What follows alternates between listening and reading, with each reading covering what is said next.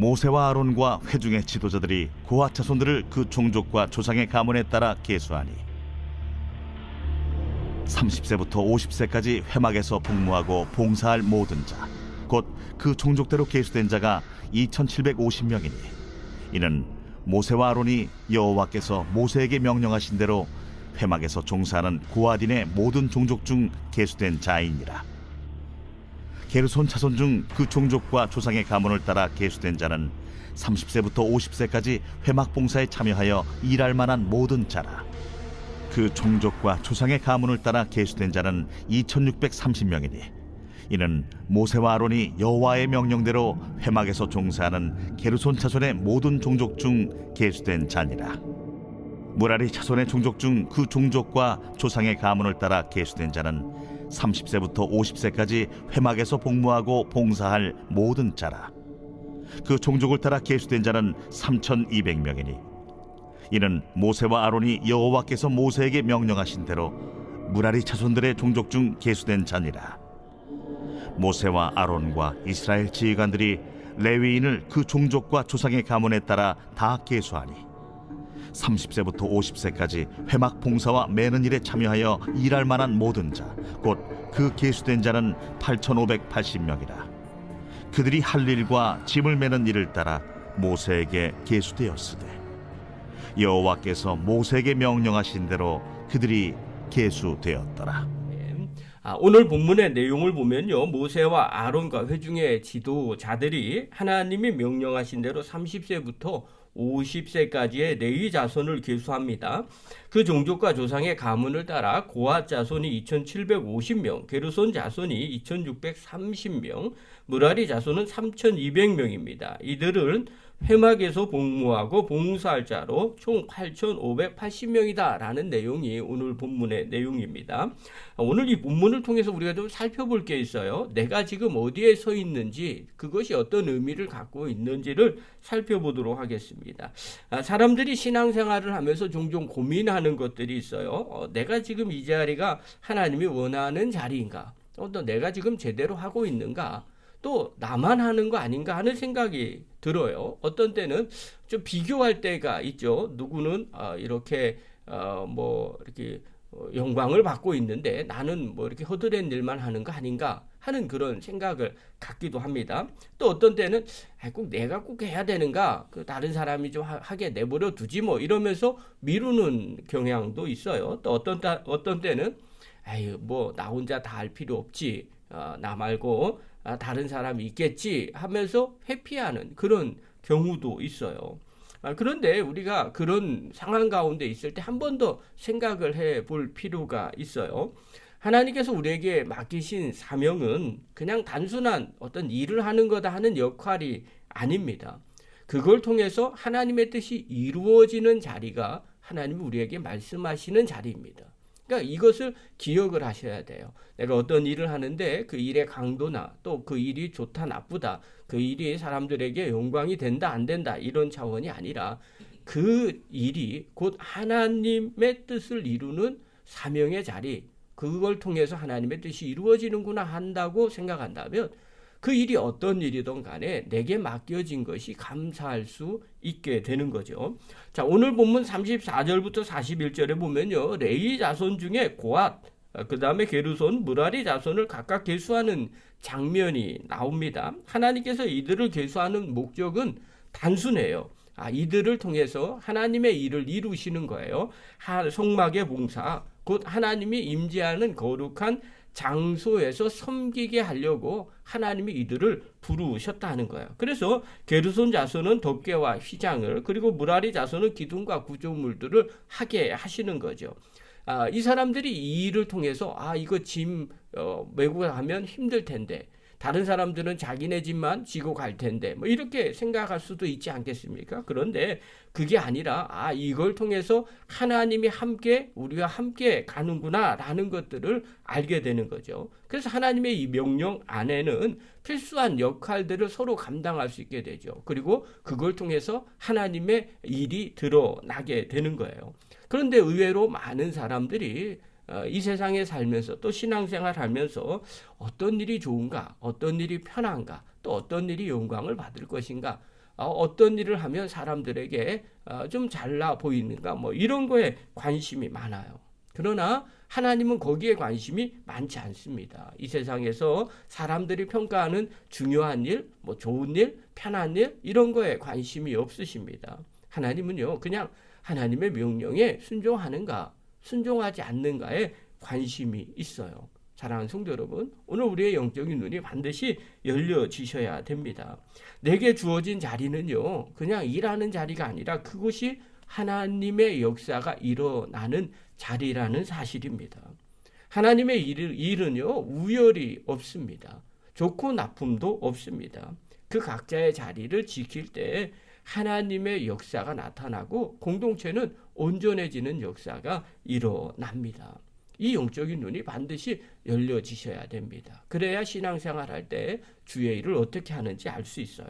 자, 그렇다면 하나님은 누구나 다 사용을 하시는가? 아무에게나 사명을 주시는가? 그렇지 않습니다. 레위지파를 다 사용을 하느냐? 그렇지도 않습니다.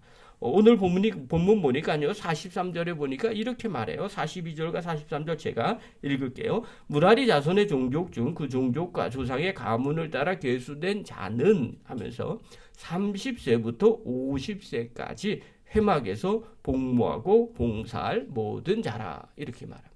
그러니까 레위 자손은 모든 사람을 전부 다 뽑은 것이 아니에요. 30세부터 50세까지만을 뽑은 거예요. 봉사자의 연령이 나오는 거죠. 이 사람들만 회막 봉사에 참여할 수 있어요. 하나님의 일에 이 사람들만 필요하다는 거죠. 그러면 이런 질문이 들어요. 왜 이렇게 나이를 제한할까요? 라고 물어보는 거죠. 그러면 이것은요 이때 당시에 신체적으로 가장 힘쓸 나이라고 주석책은 이야기를 합니다. 그런데 아무리 봐도 그렇지 않은 것 같아요. 왜 그러냐? 가장 힘쓸 나이면요 옛날에는 20대예요. 지금은 10대들도 힘 많이 쓰지만 20대가 힘을 많이 쓸 나이거든요. 그리고 신체는요 나이가 20세부터 노화가 진행이 됩니다. 그러니까 만약에 힘쓸 사람들을 뽑으려면 20세부터 해야 돼요. 그런데 30부터 50까지 이야기를 해요. 그 말은 어떤 의미가 있냐? 당시의 유대인들은요 신체적으로 완성된 사람 그리고 인격적으로 완성되고 성숙된 사람을 30세부터로 보았어요. 그래서 성숙하고 준비된 사람들만 회막에 봉사한다는 그런 의미가 여기에 더 강합니다.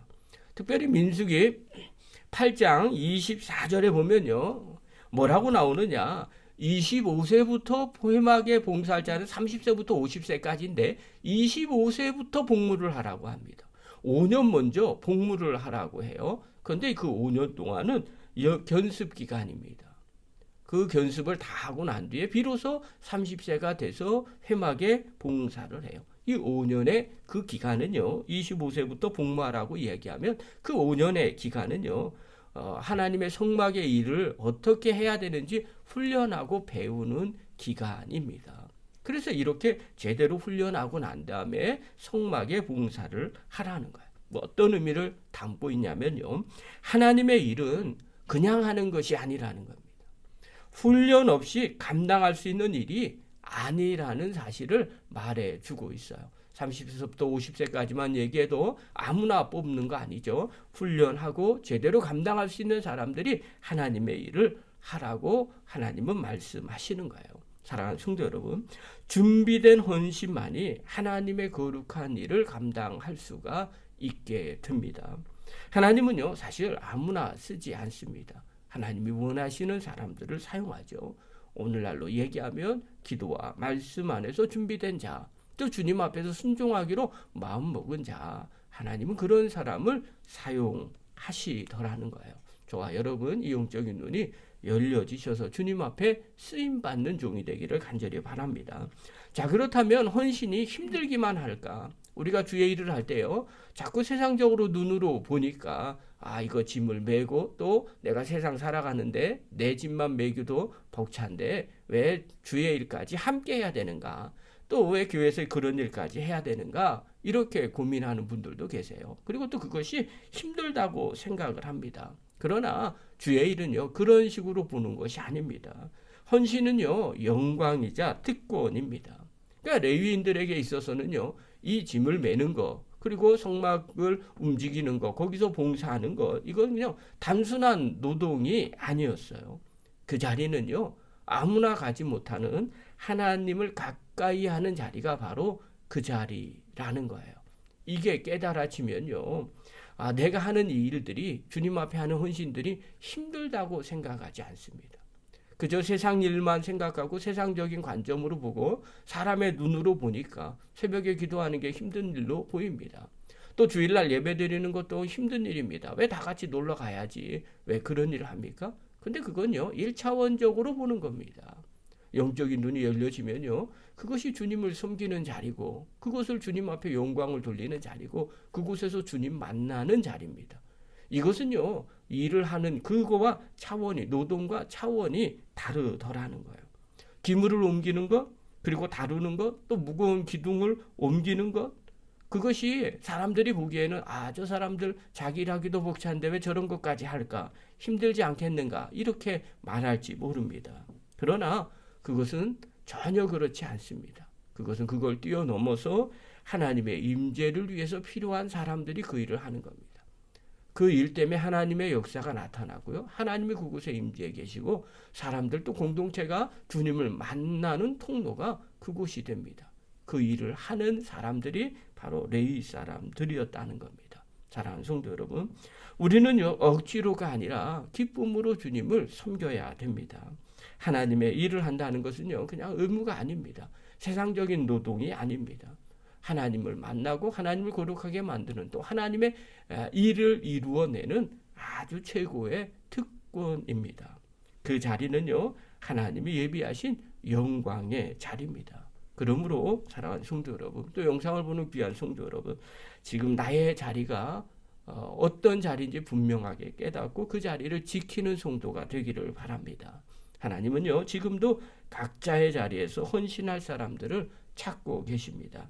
내가 맡은 일이 작아 보여도 그것은 하나님의 나라를 세우는 거룩한 기초입니다. 하나님은요, 그 사명을 소홀히 여기는 자가 아니라 기쁘게 감당하는 자에게 하나님이 복을 부어 주십니다. 잊지 마시기 바랍니다. 하나님이 나에게 주시는 그 자리, 정말 헌신의 자리고요. 또 그 자리 하나님이 역사하시는 자리입니다. 그 자리에서 하나님의 기적을 경험하는 믿음의 종이 되기를 간절히 축원합니다.